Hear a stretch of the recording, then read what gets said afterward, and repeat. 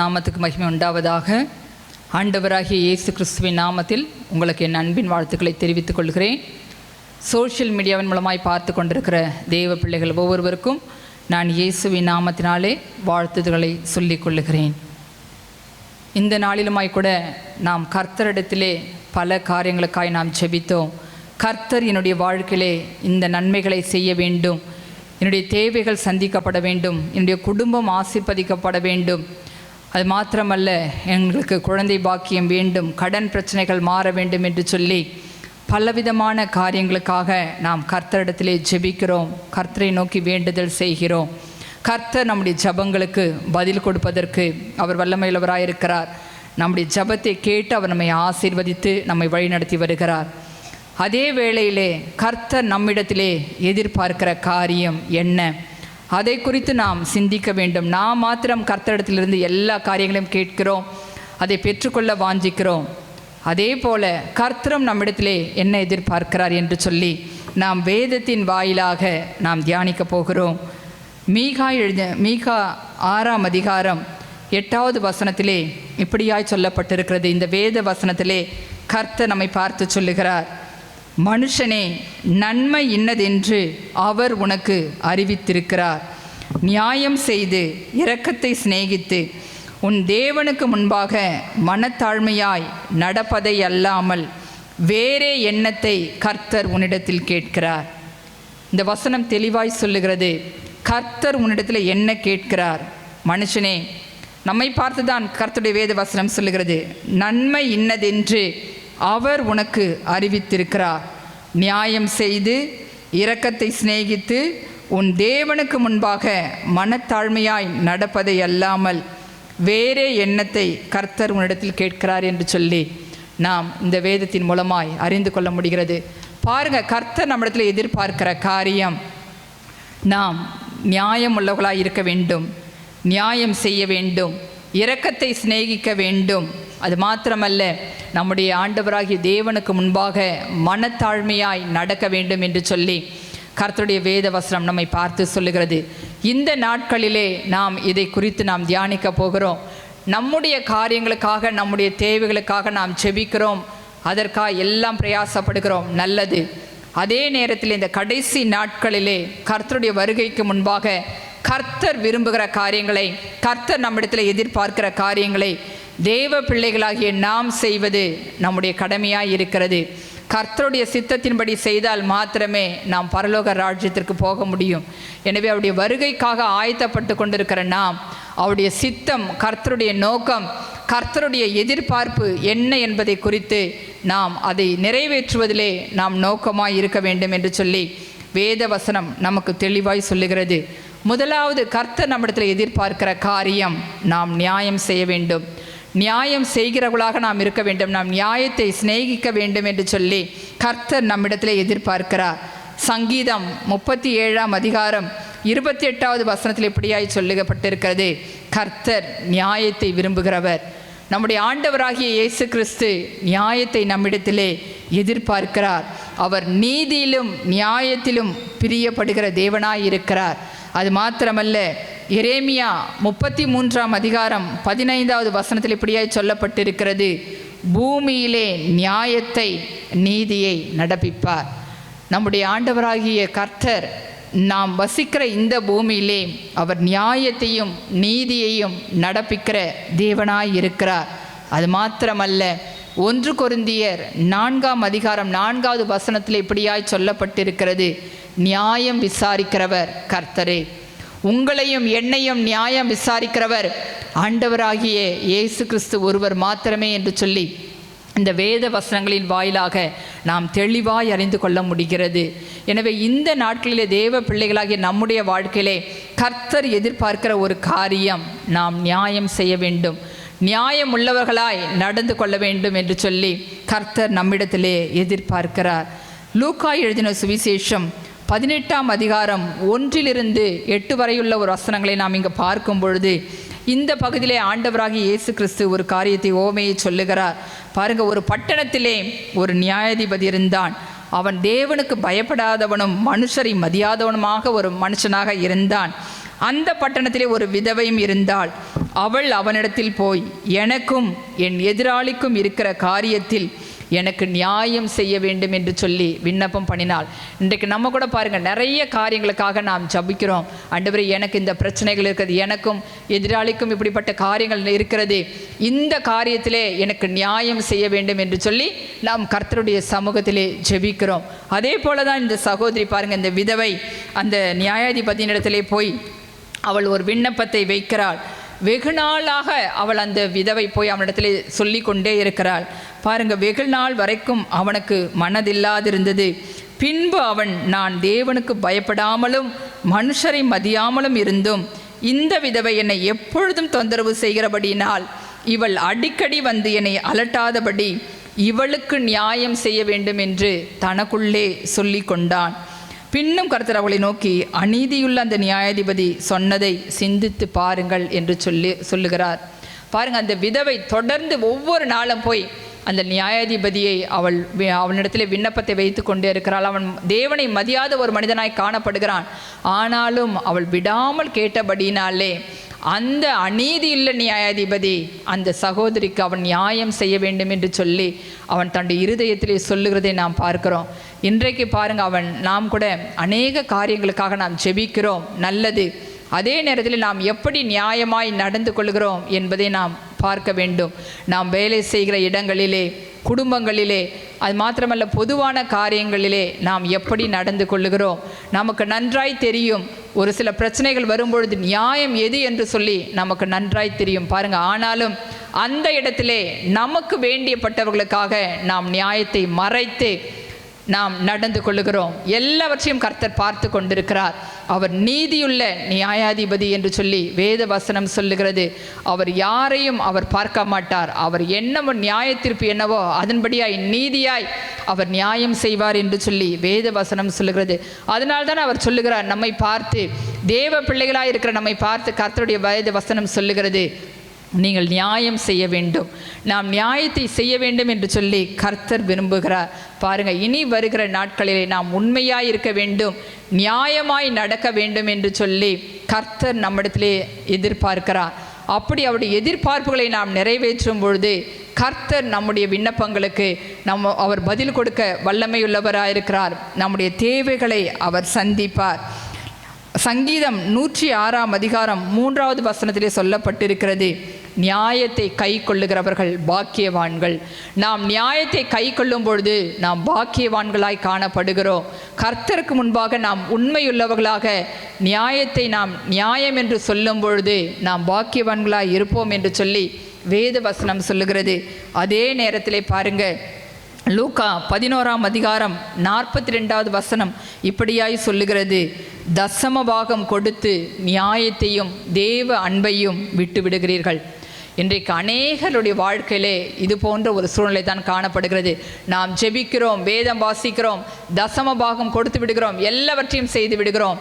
ஆனால் நியாயம் என்று வரும்பொழுது பாருங்க, நமக்கு ஏற்றார் போல் நம்மை சார்ந்தவர்களுக்கு என்று நாம் நியாயம் பேசுவோம்.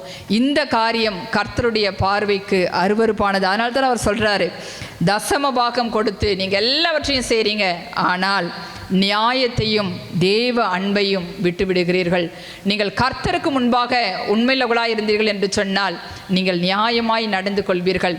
கர்த்தர் நம்மிடத்தில் எதிர்பார்க்கிற காரியம் நாம் நியாயம் செய்ய வேண்டும், நியாயம் உள்ளவர்களாய் நடக்க வேண்டும் என்று சொல்லி கர்த்தர் விரும்புகிறார். அப்படி செய்யும் பொழுது மாத்திரமே கர்த்தர் நம்முடைய தேவைகளை சந்திப்பதற்கு அவர் வல்லமையுள்ளவராயிருக்கிறார். கர்த்தர் நமக்கு நியாயம் செய்ய வேண்டும் என்று சொல்லி விரும்புகிற நாம் நம்முடைய வாழ்க்கையிலே நாமும் நியாயம் உள்ளவர்களாய் நடந்து கொள்ள வேண்டும். அப்படி நடந்து கொள்ளும் பொழுது கர்த்தர் அவருடைய பிள்ளைகளாய் இருக்கிற நம்மை ஆசீர்வதித்து உயர்த்துவார். இரண்டாவதாக கர்த்தர் நம்மிடத்தில் எதிர்பார்க்கிற காரியம் இரக்கத்தை எதிர்பார்க்கிறார். இரக்கத்தை சிநேகித்து என்று சொல்லுகிறார். நாம் அநேக காரியங்களை இரக்கமுள்ளவர்களாய் காணப்படுகிறோம். ஆனால் வேத வசனம் சொல்லுகிறது, இரக்கத்தை சிநேகிக்க வேண்டும். சிநேகிக்க வேண்டும் என்று சொன்னால் இரக்கத்தை நேசிக்க வேண்டும் என்று சொல்லி வேத வசனம் சொல்லுகிறது. அவருடைய இரக்கங்கள், கர்த்தருடைய இரக்கங்கள் மகா பெரியது. புலம்பல் 3:22 நாம் பார்க்கிறோம், அவருடைய இரக்கங்களுக்கு முடிவில்லை. கர்த்தர் நம் மீது வைத்த இரக்கத்தினால் தான் நாம் இதுவரைக்கும் நாம் வாழ்ந்து கொண்டிருக்கிறோம். அது மாத்திரமல்ல, உபாகமம் 4ஆம் அதிகாரம் 31வது வசனத்திலே சொல்லப்பட்டிருக்கிறது, உன் தேவனாகிய கர்த்தர் இரக்கமுள்ள தேவனாய் இருக்கிறபடினால் அவர் உன்னை கைவிடவும் மாட்டார், உன்னை அழிக்கவும் மாட்டார் என்று சொல்லி வேதம் சொல்லுகிறது.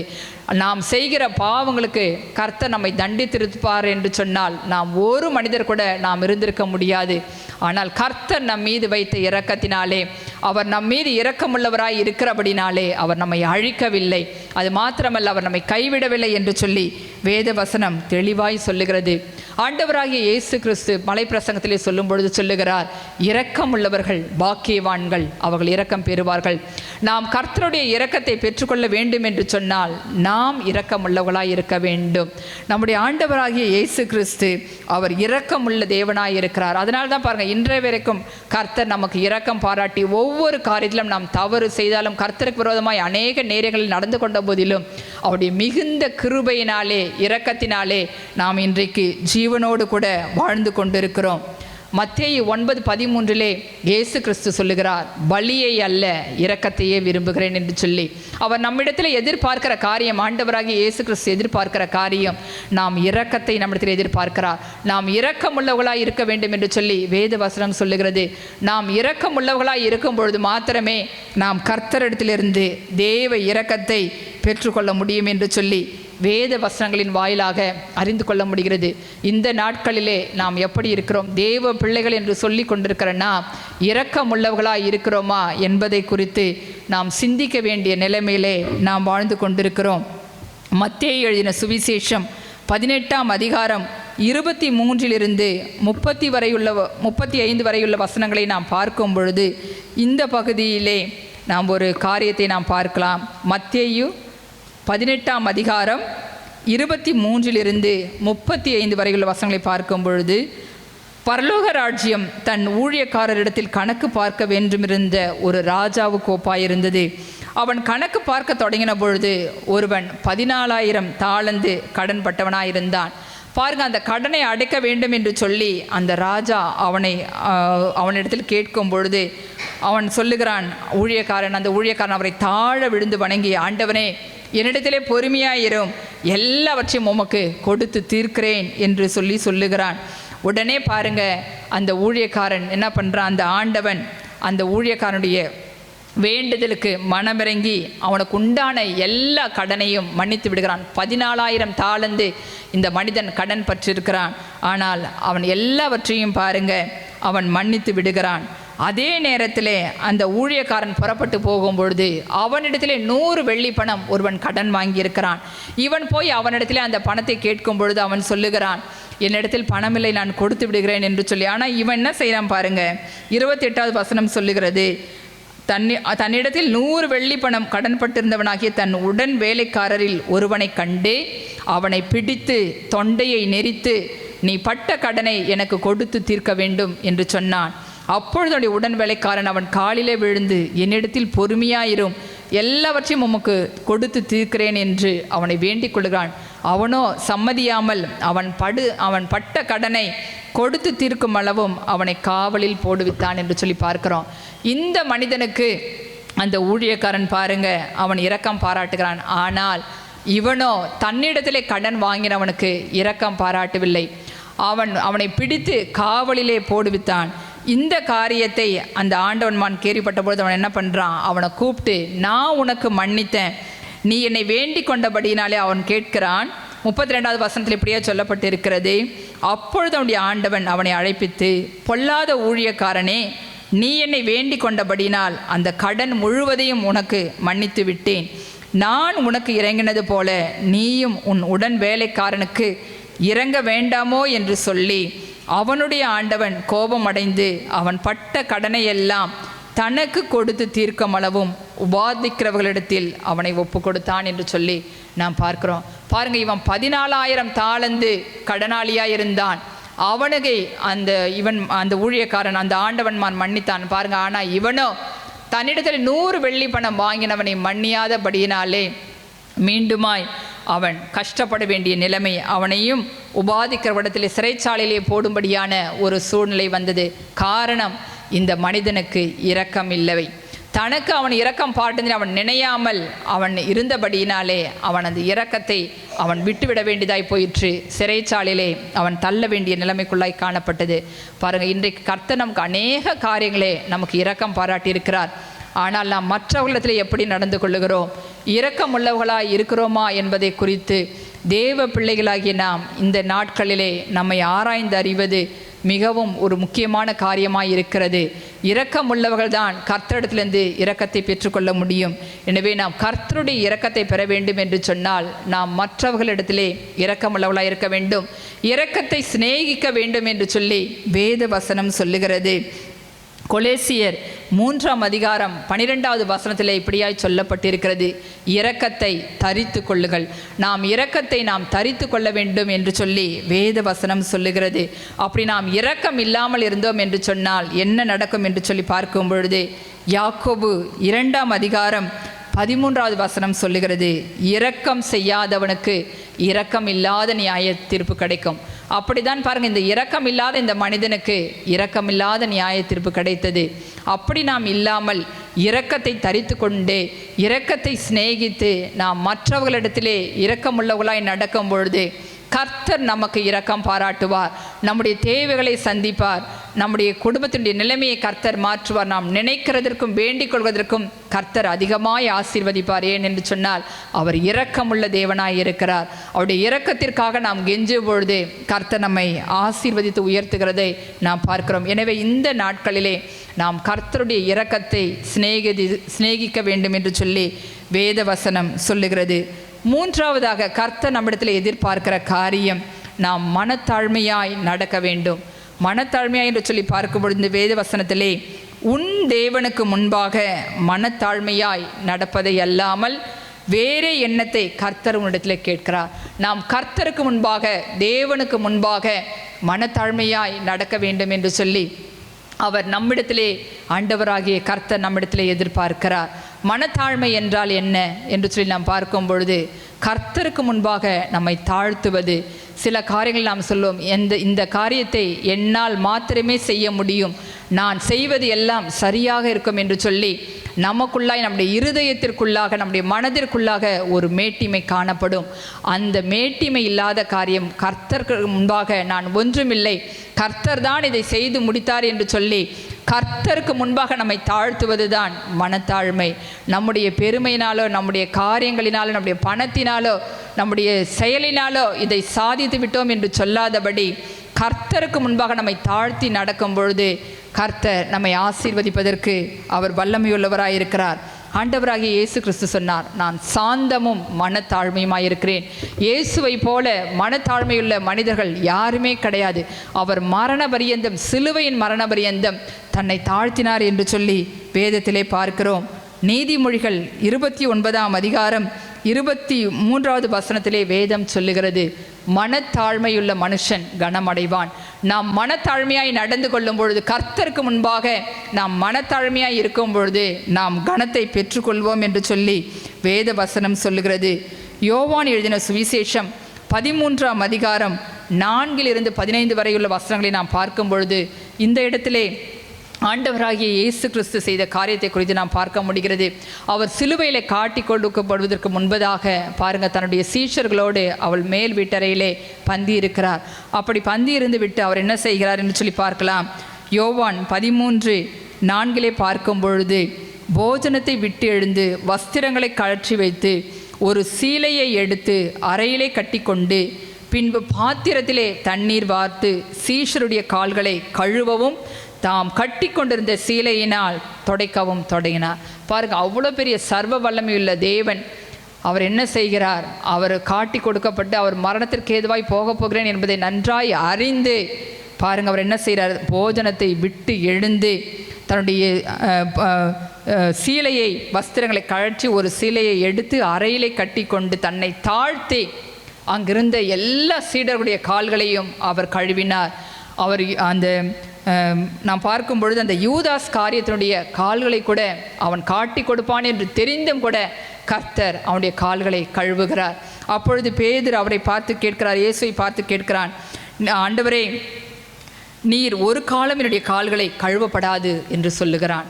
அப்பொழுது இயேசு அவனை பார்த்து சொல்கிறார், நான் உன்னை கழுவாவிட்டால் என்னிடத்தில் உனக்கு பங்கில்லை என்று சொன்னார். உடனே அவன் சொல்கிறான், ஆண்டவரே, என் கால்களை மாத்திரமல்ல என்னுடைய தலையையும் கூட நீ கழுவ வேண்டும் என்று சொல்லி அவன் ஒரு விண்ணப்பத்தை பேதுரு இயேசுவிடத்தில் வைக்கிறதை நாம் பார்க்கிறோம். அது மாத்திரமல்ல, 14வது வசனத்தில் இயேசு சொல்லுகிறார், ஆண்டவரும் போதகருமாகிய நானே உங்கள் கால்களை கழுவினதுண்டானால் நீங்களும் ஒருவருடைய கால்களை ஒருவர் கழுவ கடவீர்கள். இது கால் கழுவுதல் என்று சொல்லி சாதாரணமாய் பார்க்க முடியாது. அவர் அந்த அளவு தன்னை தாழ்த்தினார். தேவனுக்கு முன்பாக அவர் தன்னை தாழ்த்தி தான் அழைத்த சீஷருடைய கால்களை ஆண்டவராகிய இயேசு கிறிஸ்து கழுவுகிறதை பார்க்கிறோம். அப்படி ஒரு மனத்தாழ்மையுள்ள ஒரு தேவன். அதனால்தான் பாருங்க, கர்த்தர் அவரை எல்லாவற்றிற்கும் மேலாக உயர்த்தினார் என்று சொல்லி நாம் பார்க்கிறோம்.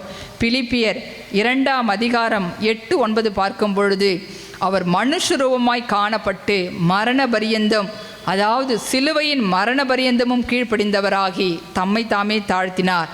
ஆதலால் தேவன் எல்லாவற்றிற்கும் மேலாக அவரை உயர்த்தி இயேசுவின் நாமத்தினாலே வானோர் பூதலத்தோர் பூமியின் கீழானுடைய முழங்கால் யாவும் முடங்கப்படிக்கும். பிதாவாகிய தேவனுக்கு மகிமையாக இயேசு கிறிஸ்து கர்த்தர் என்று நாவுகள் யாவும் அறிக்கை பண்ணும்படிக்கும் எல்லா நாமத்திற்கும் மேலான நாமத்தை ஆண்டவராகிய இயேசு கிறிஸ்துவுக்கு கர்த்தர் கொடுத்தார் என்று சொல்லி நாம் இந்த வேதத்தின் வாயிலாக அறிந்து கொள்ள முடிகிறது.